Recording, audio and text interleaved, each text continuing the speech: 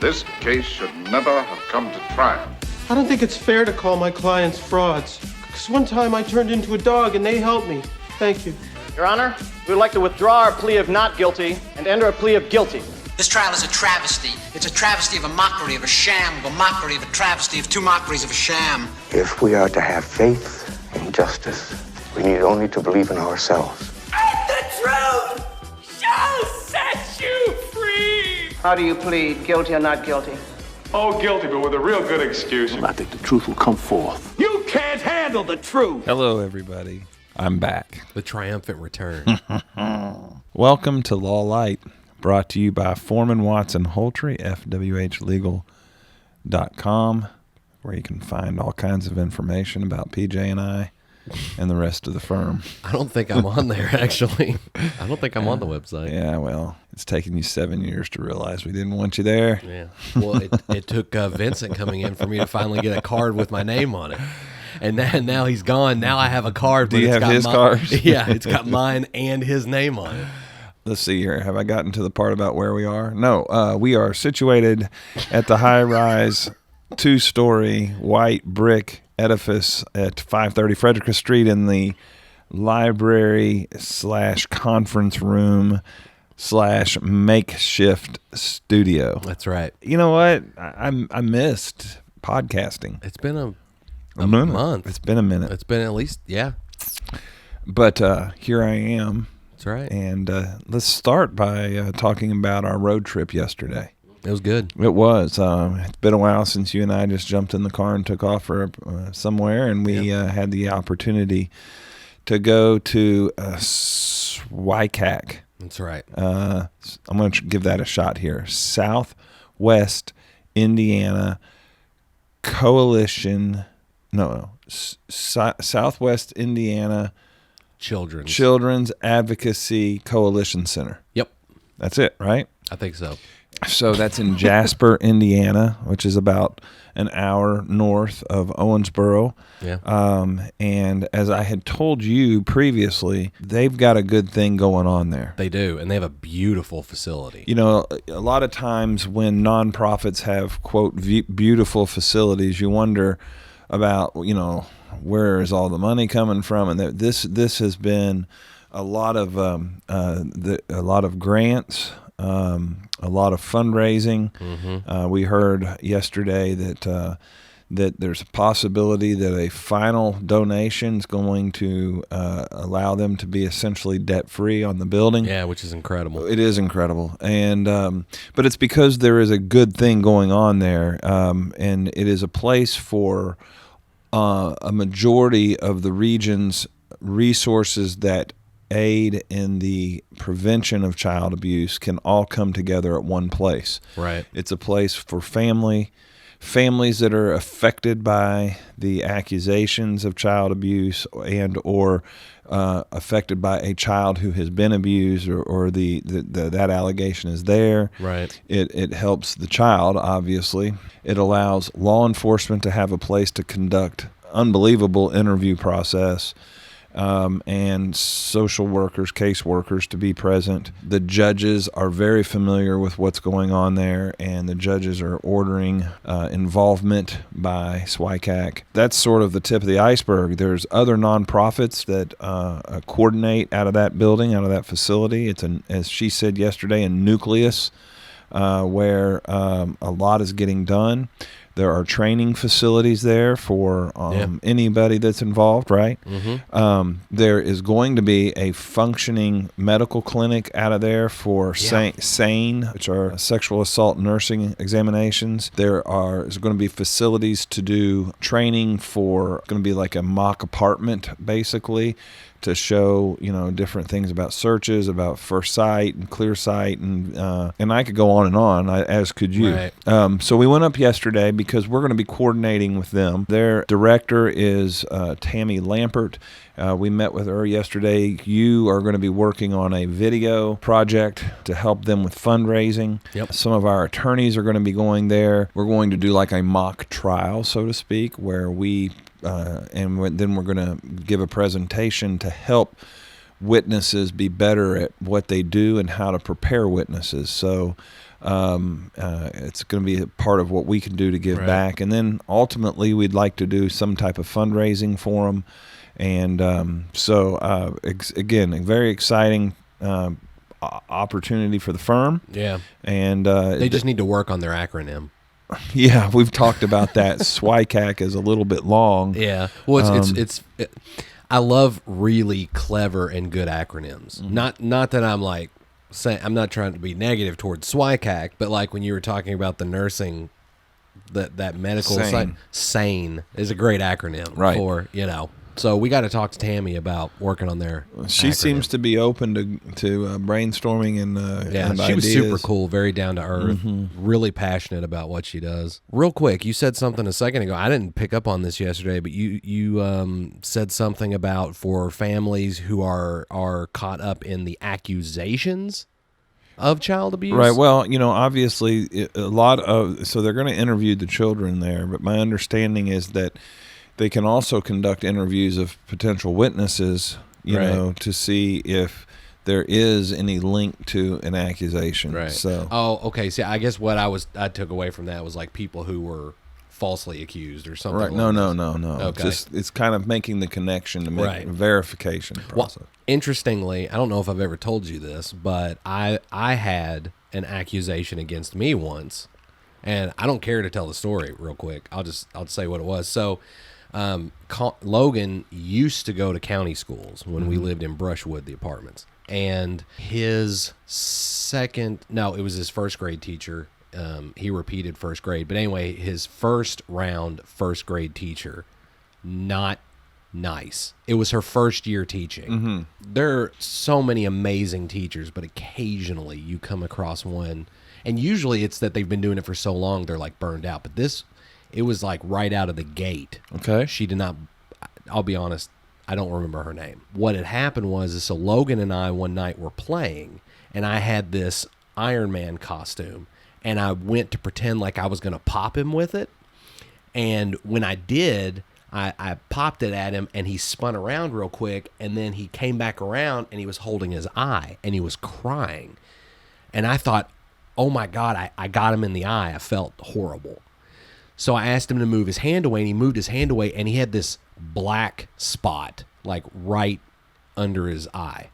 And his eye was just like slowly turning black. So I started checking the costume, thinking like there was a zipper on it that I didn't know about, and then I'd caught him in the eye. We had Connor at this time too, so there was this like diaper holder on the wall, and the bottom of it was a cardboard base, but it was like thick, hard piece of cardboard. Well, when Logan spun around to dodge the costume, he hit his eye on the corner of that. Oh, man. But I thought I had hit him, and I didn't, but he'd hit his eye on that. But I still felt horrible. Sure. Very next day, he goes to school. It's a normal day. All of a sudden, I get this phone call from Trina. She's crying because child services are coming to our house because they want to talk to me about possible abuse hitting Logan in the eye. So he goes to school. Now, this teacher, up to this point, her and I have shared words. We are not friends. We do not get along. And she was a terrible teacher, and I told her that to her face. Apparently, Logan went to school. She asked Logan what he had done or what had happened. He tells the story. Then she goes to the office to report me for child abuse. The story she tells, though, is she tells the version with certain details left out to make it sound like I hit him in the eye. So then Child Services comes in, talks to the teacher, talks to Logan, and then comes to our house to talk to me. And I'm thinking, like, my kid's going to get taken away. I'm freaking out because I've never been in this situation before. What ended up happening is the two stories that jived ended up being mine and Logan's, not the teacher's. So she falsely reported me for child abuse on Logan. Well, there's a happy ending to this story. By the end of the year, between my complaints and complaints of other students in or parents I didn't know about, she ended up getting fired. First year out of the gate. This was it. Yeah, she's going to have a rough career. I would say so. What elementary school? It's the one right across the street from the community college.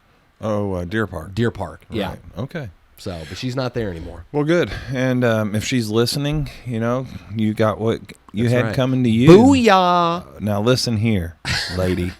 So I'm kidding. I actually did hit him in the eye, but got away with it. Tammy, if you heard this, I'm sorry. That was a joke. Anyhow, it was a good trip, and we're looking forward to that. I'm gonna switch gears and say, thank you for doing what I would call 6 incredible interviews with my cousins. I agree. They were really, really well done. So, a few people have asked, why in the world did you go off on that tangent with your cousins? Is it, right. were you in rehab or something and need some time off, or? Were you, Travis? Yeah, that's Wait, exactly who's asking you if you are in rehab? No, I'm joking. I made that up. They did ask. They did ask. Why we did it. And as you and I discussed, now first of all, one of the reasons we did it was because in the weeks leading up to it, my cousins had started listening to the podcast regularly, right. all of them, and it was good fodder for our group text, and that kind of thing.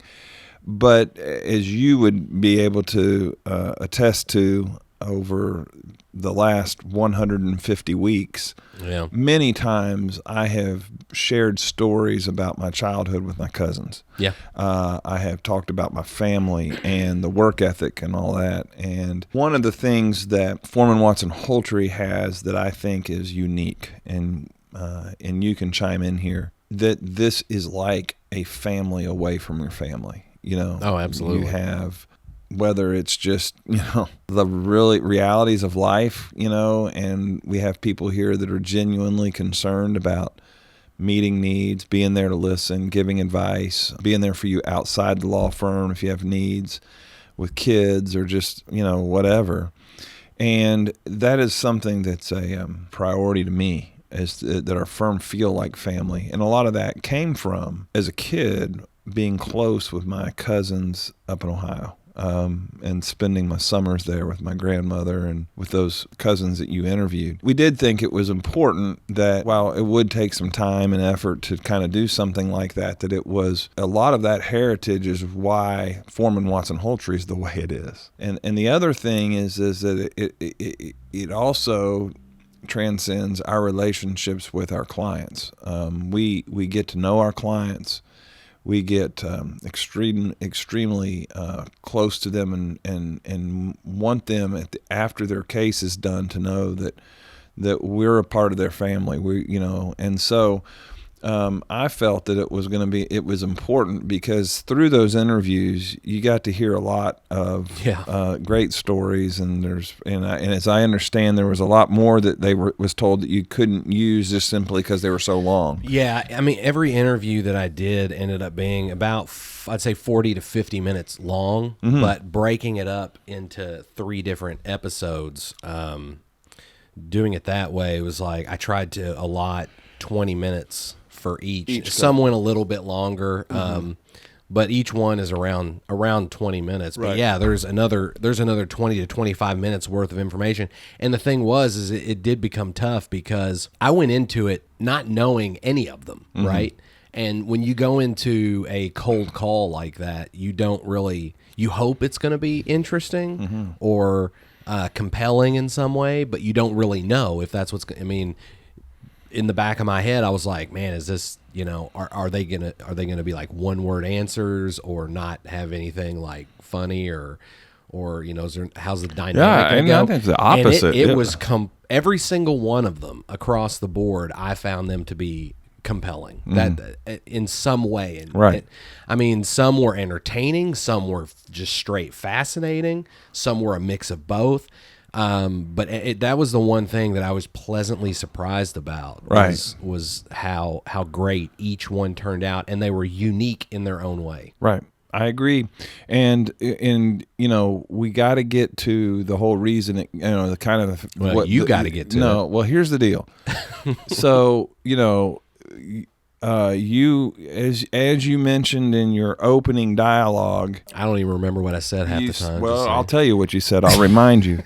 Because I have listened to all these, and you've gone back and listened to them, I think. And so here we go. This all started with maybe I'll pick my favorite cousin. And then I was like, no, there's no way that's impossible to pick your favorite cousin. Right. They had so many Well, experiences. it's possible. You just didn't want to do it. Well, no, it's not possible to pick your favorite because there is not one. I got a favorite cousin. So, well, here's So what I did is, as you pointed out, I was like, well, PJ, why don't you pick the favorite? And then that you kind of sidestepped that and said, well, why don't I pick the most interesting? And so, which became increasingly difficult with every interview. Right. Okay. But here we are. We are at we're at the final. We're at the precipice. We are. This is the moment of truth, so to speak. Epiphany of the cousins interviews, and so. Whether you liked it or not, you have shouldered the responsibility of picking the most interesting cousin and the most interesting interview. So, I will say this. I will say that my cousin Ernie responded in our cousin text line. He was like, hey, I think Travis is going to do some serious fence setting when PJ is discussing his selections. And so, you've got the responsibility, whether you like it or not. Right. You're going to pick the most interesting. I was given the responsibility. Yeah, and I'm glad you accepted it. That's a great, it's great. So I don't know how much acceptance there was. Without further ado, it is time for you to say who you think is the most interesting cousin and which was the most interesting interview. Well, before I get to any of that, I think I'll preface by saying that, as I had previously said, every interview I did, I was really I'm at a loss of words at this point. I hoped it was going to be an easy process. What I found out by the time I was done with 6 interviews is that it wasn't. Because like I'd said earlier, unique was probably the best word to describe each one, because every single one of your cousins, it's like they have their own personalities. Some were funny, like Cheyenne and Sarah's, I think, were really funny. I learned a bunch of really bizarre things, like, the collection of deer antlers, which I didn't Shane's collection. I didn't even know that was like a thing. The stories about using pantyhose to were you there during that? I want you to finish because you're going to have to ultimately get to your. Oh, we'll get there. Yeah. So here's what we're doing on the pantyhose thing. First of all, none of my cousins could remember why Grandma had all those pantyhose, and I know why she had them. She had them because she would put out 30 to 40 tomato plants a year in her garden, and she was a good gardener. Okay. And her tomato vines would be big and very, very fruitful, so to say. And if you know anything about tomato vines, is once they get certain height, they'll fall over, and then the tomatoes would lay on the ground, and it would choke out the other tomato vines. Right. So what she would do is that she would stake those. She would put stakes in the ground by the tomato plants, and then she would cut those pantyhose up into sections, and she would use those to just tie, because it was a little softer and a little bit more flexible than string. Okay. And so it would give enough to where it wouldn't damage the tomato vine. So she would cut a piece like this, wrap it around the tomato vine, tie a knot in it to where it was tied to the stake, but there was enough to allow movement to where they wouldn't break. And so she had so many tomatoes in her garden every year that it took a lot of old pantyhose, okay? Right. So now she was an innovator. She probably had more than she would need for a given season. Apparently, since you all use them to clothesline each other. So what Grandma's basement had these metal poles that were support for, they were support for the floor above you, really. Right. Okay. And those had, by design, like these holes through them. And so what we would do is we began by just doing like a little maze. We would tie tie one end of the pantyhose up on top, and we would stretch it down to the bottom of her wash basin. And then we would stretch one from the doorknob over, and we would try to walk through it without touching them. Like we go from one side of the basement to the other. So it was like a Mission Impossible kind of like imagine them as lasers. Right. And you're trying to get through it without, tripping, falling, or knocking it. Okay.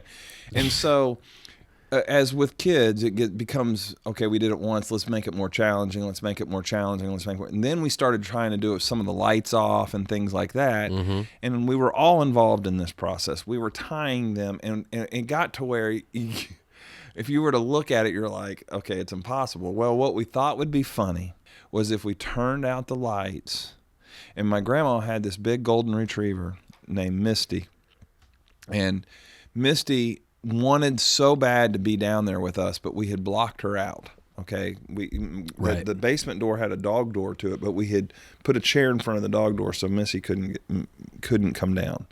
Misty. What happened was we decided, okay, we're going to turn off all the lights, and we're going to yell for Misty to come down, and the dog's going to come running through and hit these pantyhose and get all tangled up in it. And we thought it was going to be the funniest thing. Well, sure enough, that dog hit it at 100 miles per hour. It pulled over my grandma's canning jars. She had a cupboard with canning jars in it, probably had, 40, 50, 60 canning jars in it, and that thing came tumbling down and glass crashing.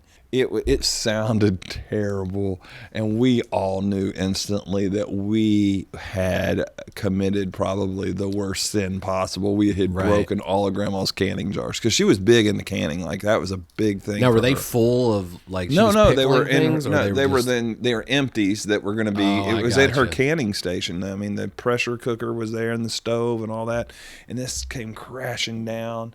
And we're all sitting there, probably most of us barefooted, and oh my gosh, we got in so much trouble. Oh, I can imagine. It was a bad night for us, but and of course now it's a great story. So So anyway, you learned about that as a part of the. So don't try to shirk your responsibility here. Listen, animal abuse aside, and you accidentally calling your grandmother's dog by your wife's name. We'll try to overlook that for a second. Don't think I didn't catch that. Their names are close, so it's okay. Misty was the dog's name. Misty.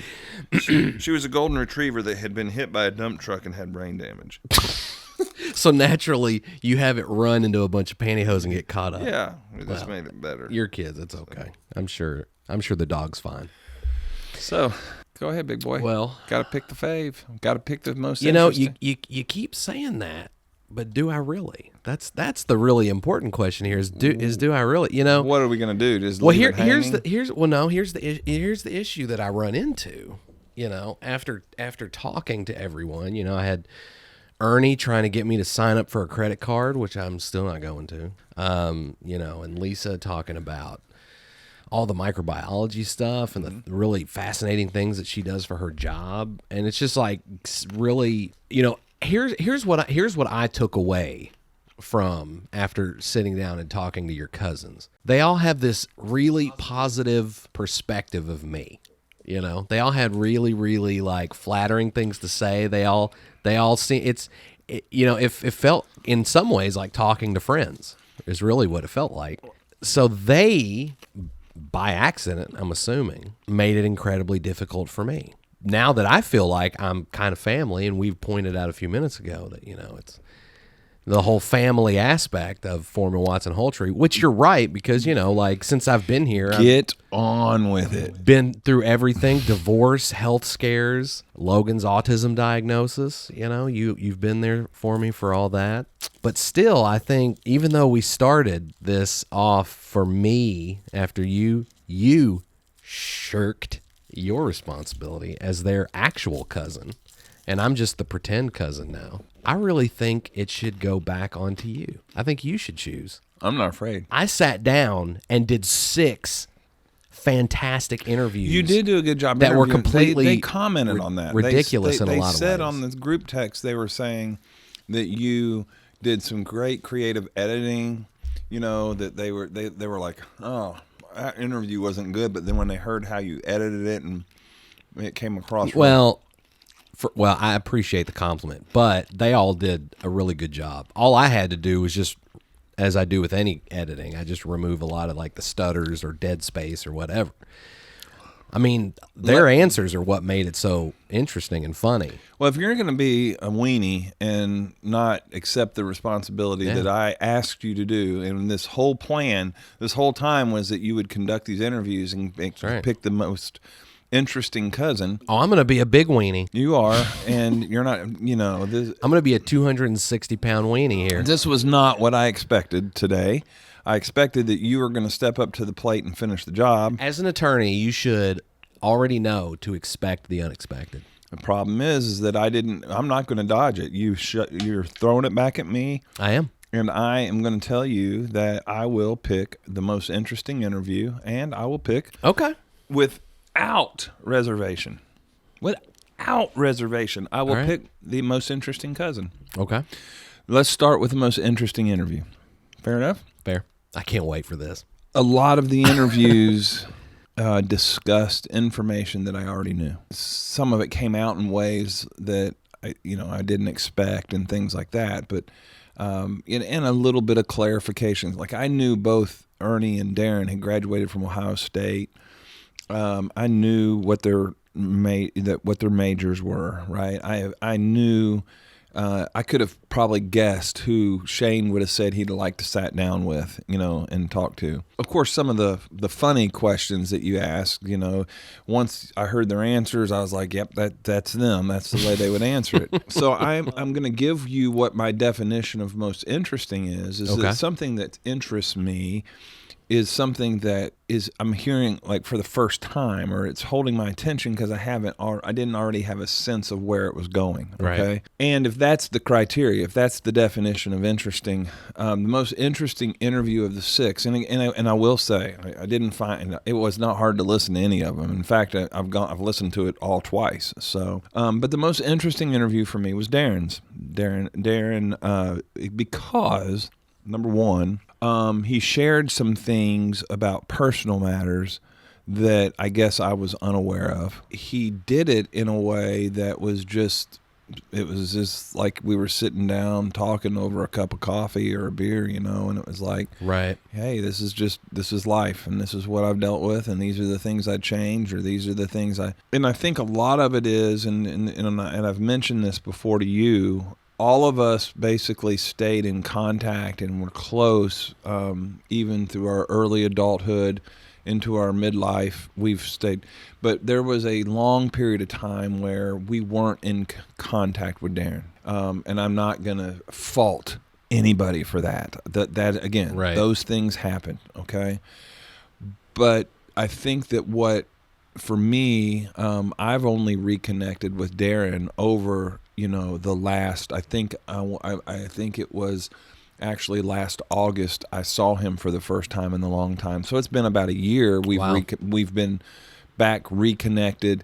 He went on the most recent fishing trip, and he and I spent some time out by the fire talking and that kind of thing, and laughing and so I think that just because I have some quote catching up to do with Darren, that his interview, of course, held my attention in a different way. So if I was going to pick what the most interesting interview was, it would be Darren's. Right. Now, with that being said, and before I go on to the more difficult selection, I want to say this. I want to say that each of my cousins, because of good upbringing, okay, we all have incredible dads. Must be nice. I understand. They had good work ethic.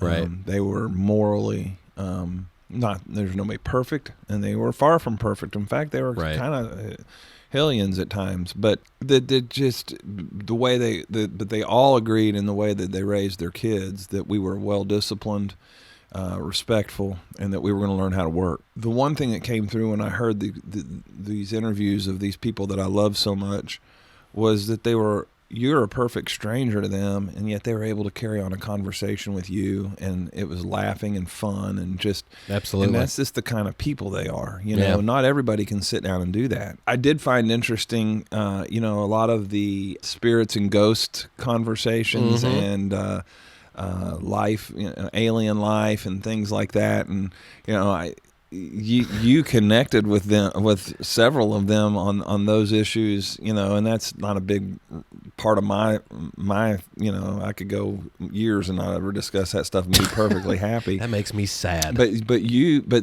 many of them, are really, in fact, they want to have further discussions about it. So they were all interesting, and all of them have I loved hearing about Lisa and Sean. I had no idea that they were down to 2 states, to travel to. That's pretty cool. Yeah. They're 2 least favorite. Right. The ones they're not excited about. Sarah's perspective of being married to a law enforcement officer and how her views have changed about that as time's gone on, and it was just really interesting to me. Cheyenne, of course, sharing her physical ailments in a way that's just right. I was like, okay, that's Cheyenne. So I say that to say that I think that they all did a great job, and I'm grateful that they were wanting to participate. I agree. Most interesting interview for me was Darren's. Yeah. Well, real quick, I just want to throw this out there and I did tell you this.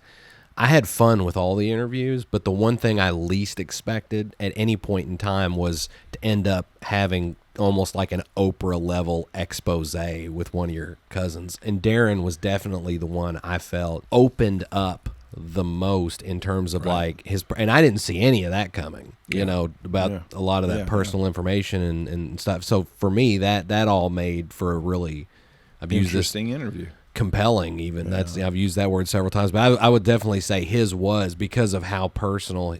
And I did notice, and I don't know why it turned out this way. Maybe it was meant to be, but his questions too, almost in some ways, came across as some of the more serious ones as well. Right. And so, I have to agree with you there in terms of, I would say, probably most interesting, but only because I didn't expect that level of openness and honesty. One of the things that I do think was overlooked that I gave some thought to is in Shane's interview, he he talks about that if he loves to hunt, he loves to gather, he loves to go find the deer sheds, he likes to do the metal detecting.